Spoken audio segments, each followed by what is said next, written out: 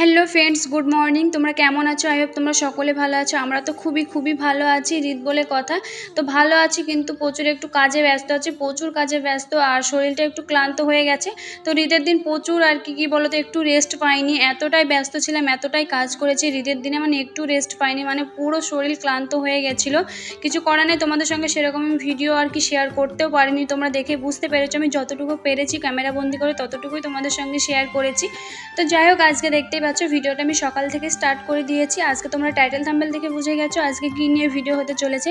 তো আজকে আমাদের সঙ্গে একটা দুর্ঘটনা হয়েছে, সেটাও তোমাদের সঙ্গে আর কি শেয়ার করব, তোমরা জানতেই পারবে। তার জন্য কন্টিনিউ ভিডিওটা দেখতে থাকো, স্কিপ করো না, স্কিপ করলে কিছুই বুঝতে পারবে না।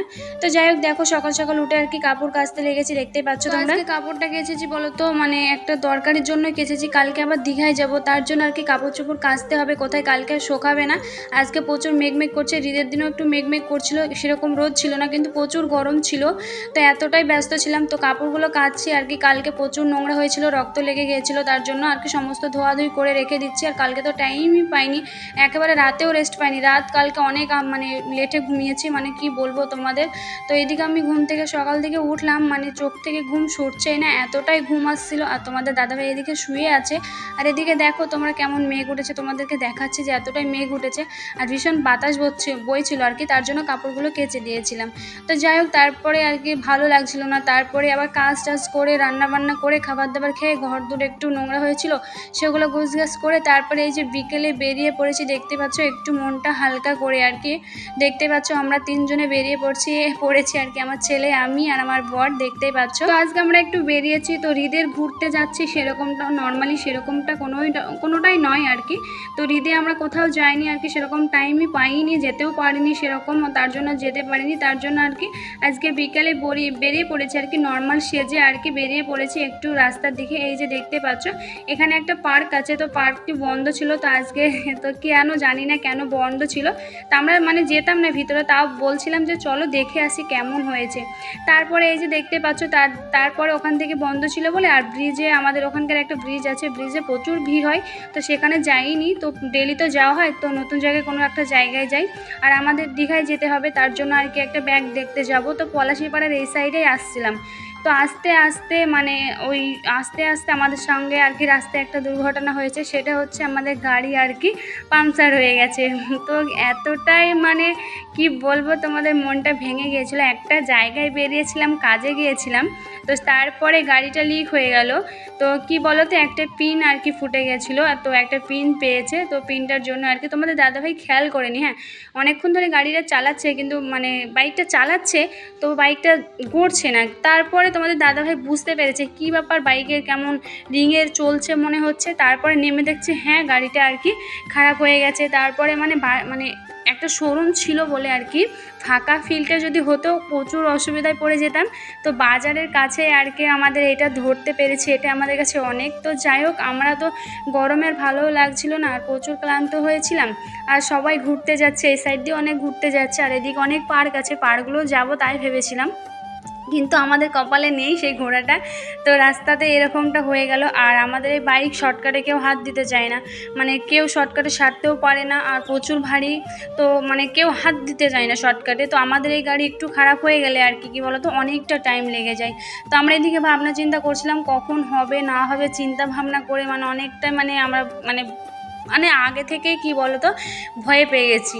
তো যাই হোক, তারপরে এই যে দেখো দেখতে দেখতে পুরো সন্ধ্যা হয়ে গেছে। তারপরে এই যে দেখতে পাচ্ছ এই টিউবটা বাদ চলে গেল একেবারে। তো আবার নতুন করে টিউব আর কি নিতে হবে। এই যে দেখতে পাচ্ছ এই টিউবটা বাদ চলে গেল, তো জানি একটা পিনটের জন্য। তো যাই হোক, তারপরে অনেক রাত হয়ে গেছিলো, অনেকক্ষণ বসেছিলাম, মানে ঘন্টার পর ঘন্টা বসেছিলাম, আর ভালোও লাগছিল না। তো যখন বসেছিলাম তখনই আমি হৃদের ভিডিওটা এডিটিং করে তোমাদের সঙ্গে শেয়ার করেছিলাম জানো।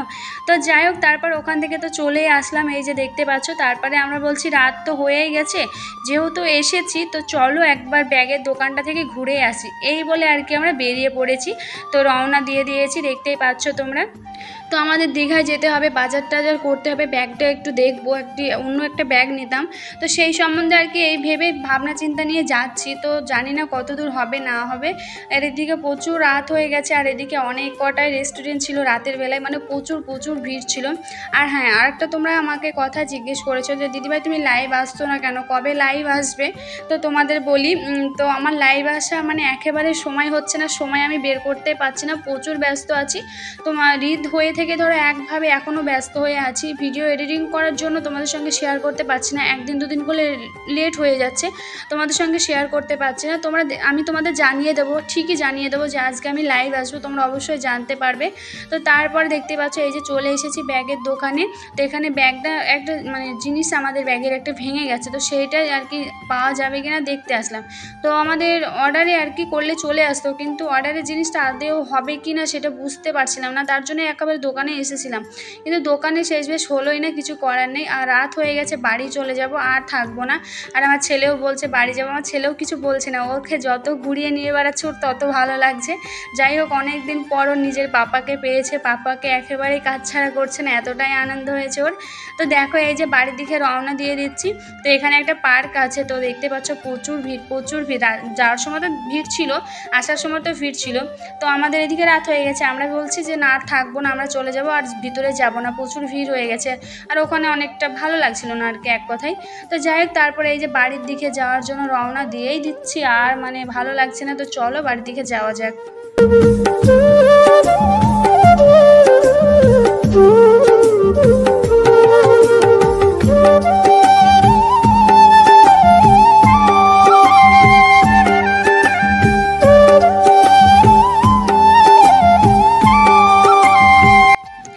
তো তারপরে একেবারে আমাদের পলাশীপাড়া মানে রাধানগরে বাস স্ট্যান্ডে এসে এই যে দেখতেই পাচ্ছ একটা দোকানে ঢুকে পড়েছি আর কি, স্টাইলিশের দোকানে।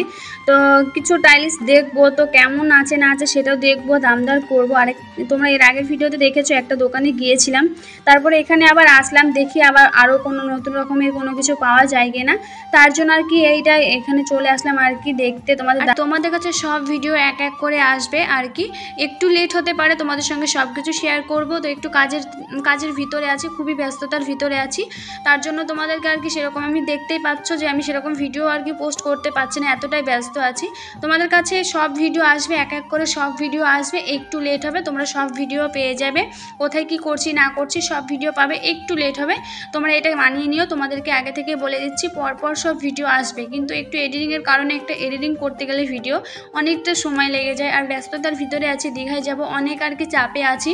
তো এই জন্য আর কি তোমাদের সঙ্গে সেই রকমভাবে তাড়াতাড়ি আমি ভিডিও দিতে পারছি না। একদিন পর মানে ডেলি তো ভিডিও পোস্ট করতাম না, একদিন পর একদিন ভিডিও, একটা এডিটিং করতে টাইম লাগে সেটা করতাম, কিন্তু সেখানে দুটো আমি এক্সট্রা দিন বেশি নিচ্ছি। তো এই জন্য আর কি একটু লেট হয়ে যেতে পারে, আগে থেকে বলে দিচ্ছি তোমাদের। তো যাই হোক, দেখতে পাচ্ছ। তো চলো স্টাইলিশ দেখে নিই আমরা।